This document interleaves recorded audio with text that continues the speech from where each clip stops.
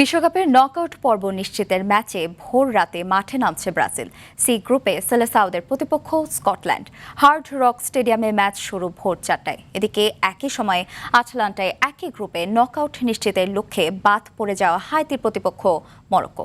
Group B থেকে champion নিশ্চিতের ম্যাচে রাত 1টায় সুইজারল্যান্ডের প্রতিপক্ষ কানাডা।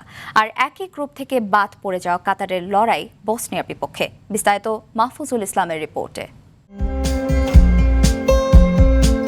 সেলেসাও ডেরা থেকে উইলসলের ছিটকে পড়ার পর রাফিনহার ইনজুরি, তা নিয়ে কোচ আনচেলত্তির চিন্তা থাকাটা স্বাভাবিক বটে, কিন্তু দলের আক্রমণ ভাগের বাকি ফুটবলারদের ছন্দ কোচের এই ভাবনাটাকে একেবারে উড়িয়ে দিচ্ছে।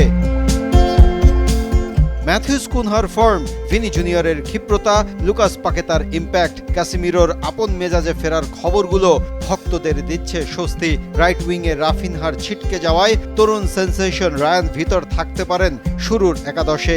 এছাড়াও এন্দ্রিকো আছেন ফিট। নেইমারের এই ম্যাচে মাঠে নামার সম্ভাবনা প্রবল, তবে পুরো ম্যাচ তার না খেলার সম্ভাবনাই বেশি। প্রথমার্ধে নাকি দ্বিতীয়ার্ধে নামবেন তিনি, তা নির্ভর করছে কোচের কৌশলের উপর।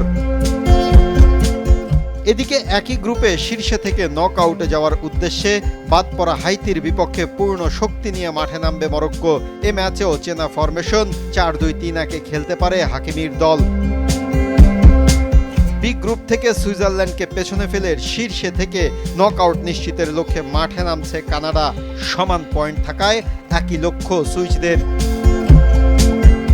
বাদ পড়া কাতারের বিপক্ষে বড় জয় নিয়ে তৃতীয় স্থানের অঙ্কে নিজেদের ওপরের দিকে রাখার লক্ষ্যে মাঠে নামবে বসনিয়া। মাহফুজুল ইসলাম, RTV।